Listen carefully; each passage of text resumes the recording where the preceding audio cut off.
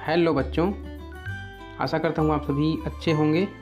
प्यारे बच्चों, आज की इस वीडियो में हम आपकी कक्षा की गणित की अध्याय 4 की हम पढ़ाई कर रहे हैं और आज के इस वीडियो में हम अध्याय 4 के दिए गए इन सवालों को हम हल करेंगे। अभ्यास में दिया हुआ है, तो अभ्यास के लिए जितने भी सवाल हैं, है ना, 1 से लेकर के क्रमशः 8 तक, इन सभी सवालों को हम बारी बारी से हल करके देखेंगे। तो प्यारे बच्चों, यदि आप इसके पहले वीडियो को नहीं देख पाए होंगे जिसमें हमने उदाहरणों को समझकर देखा है कि एकीक नियम की जो उदाहरण है किस प्रकार से है, किस प्रकार से प्रश्न होते हैं, कैसे हल किया जाता है, ये सारी बातों को हमने इसके पहले वीडियो में देखा है। यदि आप नहीं देख पाए होंगे तो इस वीडियो के डिस्क्रिप्शन बॉक्स में जाकर देख सकते हैं, मैं वीडियो का लिंक दे दिया हूँ। ठीक है बच्चों, तो चलिए आज के इन सवालों को हम बारी बारी से देखते हैं। सवाल नंबर पहला है बच्चों, यहाँ पे देखिए, सवाल नंबर 1 मैंने लिख लिया है। यदि 1 किलोग्राम अंगूर 35 रुपये मिलते हैं तो 7 किलोग्राम अंगूर कितने रुपए में मिलेंगे? ये सवाल नंबर पहला है। ठीक है बच्चों, तो यहाँ पे देखिए मैंने लिख के रखा भी है, 1 किलोग्राम अंगूर के लिए 35 रुपये लग रहा है ना। 1 किलोग्राम अंगूर 35 रुपये मिलते हैं। तो यदि हमको और लेना है ना, 7 किलोग्राम लेना है, तो हम यहाँ पे इसको जोड़ते जाएंगे एक एक करके, है ना। 3 किलो हुआ, 4 किलो हुआ, ऐसे हम इधर करते जाएंगे 7 बार, तब 7 किलो होगा। और इधर भी हमको 35 को 7 बार लिखना पड़ेगा, है ना। तो इससे अच्छा क्या होगा, 35 को 7 बार लिखने के बजाय 35 को हम 7 बार गुणा करेंगे, है ना। 7 से गुणा कर देंगे तो हमारा उत्तर निकल जाएगा। तो आप देखिए, पहले आप कहीं भी सवाल हल करते हैं, ऊपर आप लेफ़्ट साइड में यहाँ पे हल लिखा करें, उसके बाद हल किया करें। तो यहाँ पे देखिए, ये जो लिखा है इसको लिख लेंगे आप। 1 किलोग्राम का 35 रुपये रेट है, ठीक है, 1 किलोग्राम अंगूर का। अब आपको 7 किलोग्राम अंगूर का निकालना है। चूंकि के लिए अब क्या करते हैं, ऊपर 2 बिंदु लगा के नीचे करते हैं। चूंकि 1 किलोग्राम अंगूर की कीमत 35 है, इसलिए 7 किलोग्राम के लिए हमको क्या करना पड़ेगा, 7 किलोग्राम के लिए 7 गुणा 35 करना पड़ेगा। ठीक है, अब 7 गुणा 35 करके हम इसका जो भी उत्तर आएगा उसको निकालेंगे। तो देखिए, 35 का पहाड़ा हमको आता नहीं है ना, तो 5 का पहाड़ा पढ़ेंगे 7 बार। 5 सत्ते कितना होगा, 35 होगा। तो 35 का 5 लिखेंगे और 3 अलग से जगह में हासिल के रूप में हम लिख के रखेंगे, इसको जोड़ना पड़ेगा। ठीक है, और 3 का पहाड़ा जब हम पढ़ेंगे 7 के साथ, तो 7 या 21 होगा। 21 और ये 3 को मिलाएंगे तो 24 होगा, है ना। तो 21 और 3 यहाँ पे हमने लिख दिया 24। तो ये हो गया 245। तो यहाँ पे आपको उत्तर में लिख के बताना पड़ेगा बच्चों कि 7 किलोग्राम अंगूर के लिए 245 रुपया देना पड़ेगा। यहाँ पूछ रहा है 7 किलोग्राम अंगूर कितने रुपए में मिलेंगे, तो 7 किलोग्राम अंगूर 245 रुपये में मिलेंगे, ये आपको लिख के बताना है। ठीक है बच्चों, ये सवाल नंबर पहला हुआ। आप चाहें तो इसको स्क्रीनशॉट लेके और देख सकते हैं या दोबारा वीडियो को चला सकते हैं। ठीक है, हम सवाल नंबर दूसरा को देखते हैं। सवाल नंबर दूसरा है, यहाँ पे देखिए, प्रश्न दूसरा है, एक साइकिल की कीमत बताओ। सवाल ये पूछा है, एक साइकिल की कीमत बताओ जबकि 3 साइकिल की कीमत 6360 रुपये है। अब इसमें यह बताया है बच्चों कि 3 साइकिल की कीमत को बता दिया गया है और इसमें यह पूछा है कि एक साइकिल का कीमत क्या होगा बताइए। तो हम कैसे बताएंगे, पाठ पढ़ रहे हैं हम एकीक नियम, तो एक की नियम है ना, तो एक की कीमत हमको इसमें बताना है। तो 3 साइकिल की कीमत जो है इसको हम 3 भाग में बांट देंगे। तो चलिए हम समझते हैं। यहाँ पे लिखेंगे बच्चों हल, क्या लिखेंगे, हल, है ना। हल लिखने के बाद 1 मिनट, यहाँ पे हम चूंकि लगाएंगे। चूंकि 3 साइकिल की कीमत 6360 रुपये है, इसलिए एक साइकिल की कीमत के लिए क्या करना पड़ेगा, 6360 को 3 टुकड़ों में बांटना पड़ेगा। 3 साइकिल के लिए 3 अलग अलग भाग करना पड़ेगा। तो 6360 को 3 से हम भाग करेंगे। ठीक है, अब यहाँ पे भागफल को लिखते जाएंगे। यहाँ पे देखिए 6 है तो 3 दूनी 6, इसको घटाएंगे, घट जाएगा। फिर ये आएगा 3, 3 एकम 3, ये भी घट जाएगा, है ना। फिर यहाँ पे 6 बचेगा, तो ये 3 दूनी 6, ठीक, ये भी घट जाएगा, है ना। अब क्या बचेगा, 0।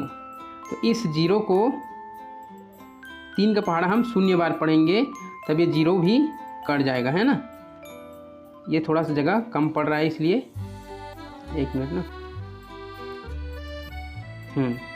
ठीक है बच्चों, तो उत्तर कितना आया देखिए यहाँ पे भागफल 2120 रुपये। ये किसका है, एक साइकिल का कीमत है। तो आपको यहाँ पे लिख के बताना पड़ेगा, नीचे आपको उत्तर लिखना है, ठीक है। और उत्तर में लिखना है एक साइकिल की कीमत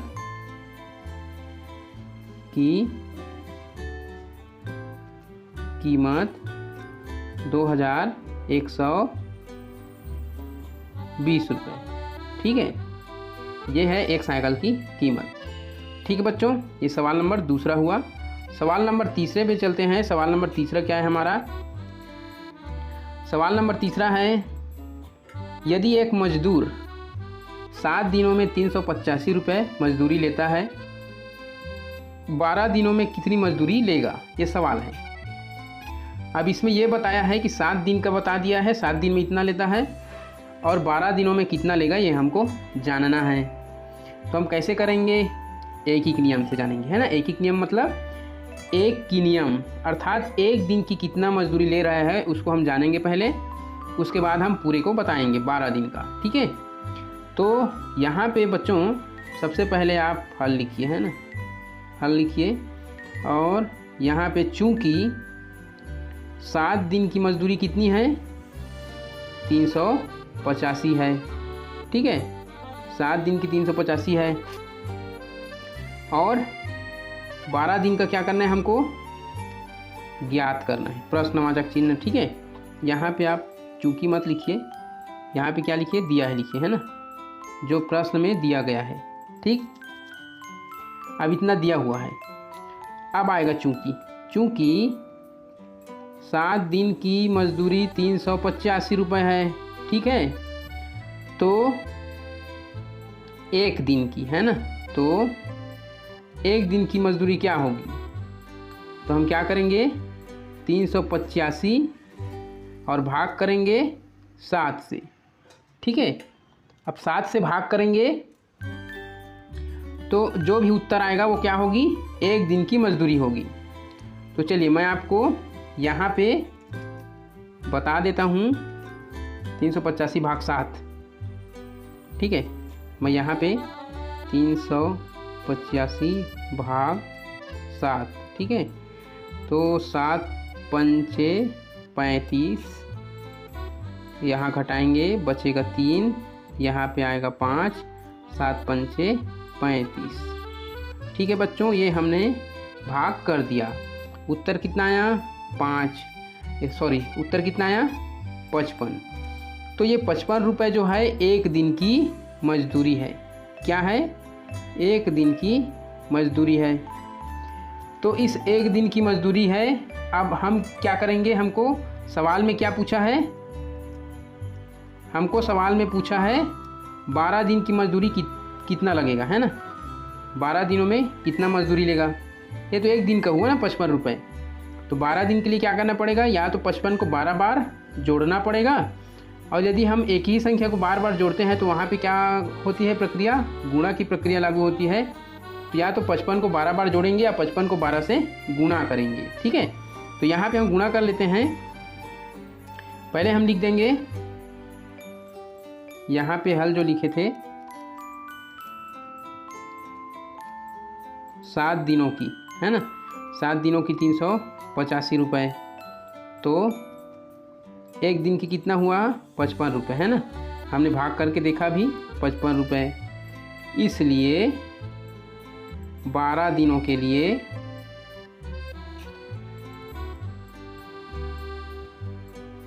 12 दिनों के लिए क्या करना पड़ेगा, 12 गुणा 55, ठीक है। अब यहाँ पे हम गुणा करेंगे 5 का, 12 पंचे 60 होगा, है ना। इस 12 के साथ इस 5 के करेंगे तो 12 पंचे 60, या 5 दूनी 10 का 0, 5 एकम 5 और हासिल करके 6, ये 12 पंचे 60 ही होगा, ठीक है। यहाँ मैंने 60 लिख दिया। फिर से 12 के साथ 5 को करना है तो सेम आएगा, इसका भी ये लिख दिया मैंने 60, ठीक है। 0 का 0, 6 का 6, ये 660 रुपया उत्तर। तो क्या होगा, 12 दिनों के लिए हमको कितना देना पड़ेगा, 660 रुपये देना पड़ेगा।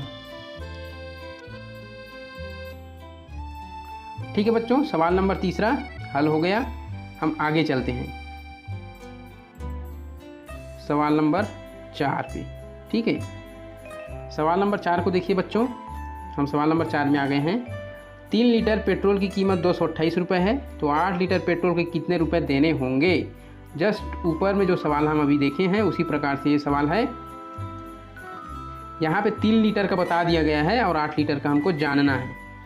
तो सबसे पहले है, जब हम हल करेंगे तो हमको जो प्रश्न में दिया हुआ रहता है उसको लिखेंगे।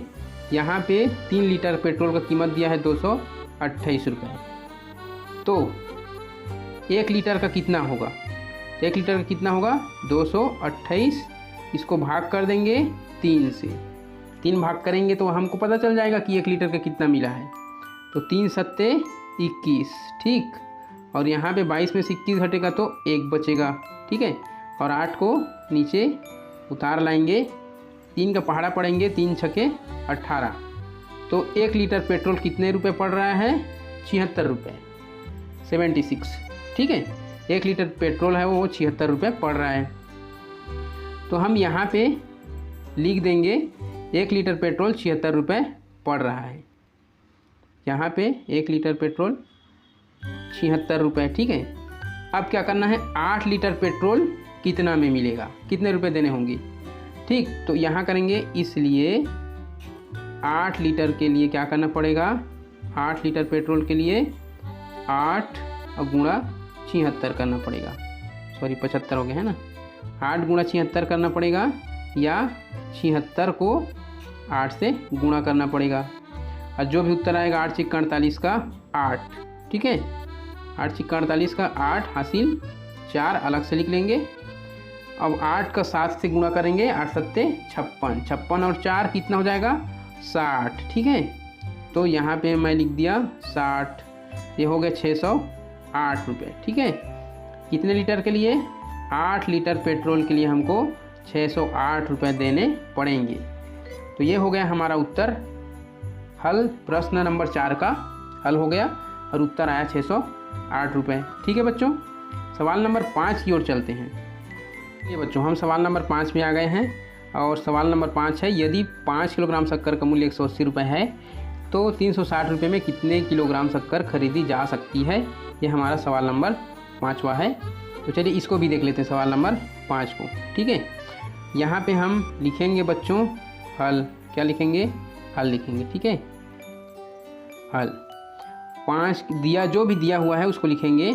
5 किलोग्राम, केजी मतलब किलोग्राम, शक्कर का मूल्य है 180 रुपये, ठीक है। तो सबसे पहले हमको ये निकालना है कि 1 किलोग्राम शक्कर का कितना रुपए मूल्य पड़ रहा है, वो हमको निकालना है। तो 1 किलोग्राम का है ना, 1 किलोग्राम का कितना पड़ेगा, 180 को हमको भाग करना पड़ेगा 5 भाग, 5 से भाग करेंगे, है ना। तो 5 से जब हम भाग कर देंगे इसको, तो यहाँ पे 5 दिया 15, ठीक है। और 18 में से 15 घटाएंगे तो बचेगा 3, यहाँ कुछ नहीं बचेगा। और ये शून्य को नीचे ले आएंगे तो ये हो गया 30, 5 का पहाड़ा पड़ेंगे तो 5 छिक्का 30, ये 30 पूरा घट गया और उत्तर कितना मिला हमको 36। यहाँ पे 1 किलोग्राम शक्कर का जो मूल्य आया वो कितना आया 36 रुपये। इसको हम लिख के रखेंगे, यहाँ पे नोट करेंगे कि 1 किलोग्राम शक्कर का मूल्य है हमको 36 रुपये प्राप्त हुआ है।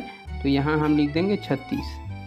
अब हमको ये बताना है कि हमारे पास 360 रुपये है, 36 रुपये 1 किलोग्राम का पड़ रहा है, तो 360 रुपये में कितने किलोग्राम शक्कर मिलेगा। तो हम क्या करेंगे, इस 360 को 36 से भाग कर देंगे मूल्य से, तो वो पूरे जो हमारे पास पैसे हैं 360 रुपये, वो उसमें कितने किलोग्राम आएगा पता चलेगा। इसलिए 360 रुपये में कितना किलोग्राम आएगा, 360 भागित 36, ठीक है। तो 36 का हम पहाड़ा यदि पढ़ते जाएं, या यदि आपको 36 का लंबा पहाड़ा नहीं आता है तो 36 एकम 36 लिखिए। अब ये पूरा घटाएंगे तो घट जाएगा, ये शून्य बचेगा, 36 शून्यम शून्य, या फिर एक ही बार में पढ़ सकते थे 36 दहाम 360, ठीक है। तो यहाँ पे देखिए 10 उत्तर आया हमारे पास। तो 360 रुपये में कितने किलोग्राम शक्कर खरीदी जा सकती है, 360 रुपये में 10 किलोग्राम शक्कर खरीदी जा सकती है, ये उत्तर है, ठीक है बच्चों, ये हमारा उत्तर, ठीक है। अब हम चलेंगे अगले सवाल की ओर, सवाल नंबर 6।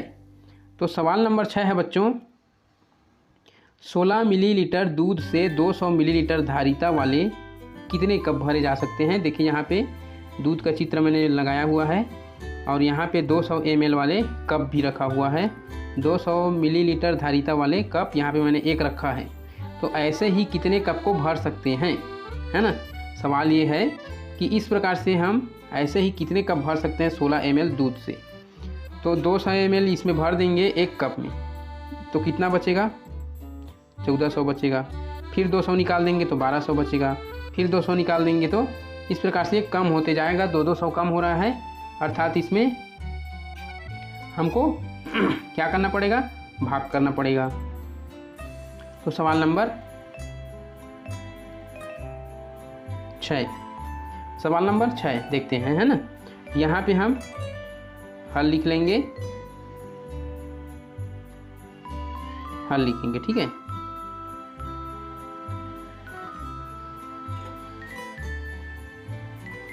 हमारे पास दूध कितना है, 1600 ml, कितना है मिली लीटर 1600 ml। और कितने धारिता वाले कप भरना है हमको, कप का साइज कितना है, कितना धारिता है कप का, कप की धारिता है 200, है ना। तो हम क्या करेंगे जानने के लिए, कितने कप भरे जा सकते हैं, कितने कप भरे जा सकते हैं। तो कितने कप भरे जा सकते हैं, इसके लिए हम क्या करेंगे, 1600 ml को 200 ml वाले कप में भरते जाएंगे।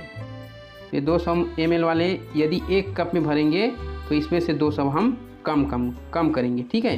यदि हम 2 कप में भरेंगे तो 400 कम करेंगे, है ना। यदि हम 3 कप भरते हैं, ठीक है, मान लीजिए 3 कप भरते हैं तो 2 तिया 600 ml हम कम करेंगे, है ना। इस प्रकार से तो हम 1600 को कम करने के लिए सीधा 200 को 8 से 8 बार पहाड़ा पड़ेंगे, 2 अट्ठे 16, ठीक है। और ये पूरे के पूरे 1600 ml पूरे से कप में भरा गया। तो कितने कप में भरे जा सकते हैं, 8 कप में। यहाँ पे पूछ रहा है 200 ml वाले धारिता वाले कितने कप भरे जा सकते हैं, उत्तर में लिखेंगे 8 कप भर सकते हैं, ठीक है। ये हो गया इस सवाल का उत्तर कि 200 ml वाले धारिता वाले 8 कप भरे जा सकते हैं 16 ml दूध से, ठीक है। सवाल नंबर 6 हुआ। 7वां को देखते हैं, सवाल नंबर 7 क्या है।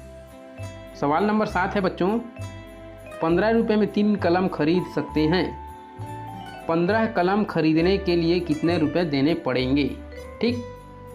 तो यहाँ पे आप हल लिखिएगा, हल लिखने के बाद जो दिया है प्रश्न में, है ना, उसको लिख देंगे, दिया है करके। क्या क्या दिया है, 15 रुपये, 3 कलम की कीमत 15 रुपये दिया है। अब 15 कलम खरीदना है, तो सबसे पहले तो हमको ये जानना है कि 3 कलम जो है 15 रुपये में आया है, तो 1 कलम का क्या कीमत होगी। 1 कलम की कीमत होगी, इस 15 को हम तीनों कलम में अलग अलग बांट देंगे, ठीक है। तो 3 से भाग देंगे तो 3 पंचे 15, ठीक है। 5 उत्तर आया, मतलब 1 कलम की कीमत है 5 रुपये, कितना एक कलम की कीमत, तो यहाँ हम लिख देंगे एक कलम की कीमत में 5।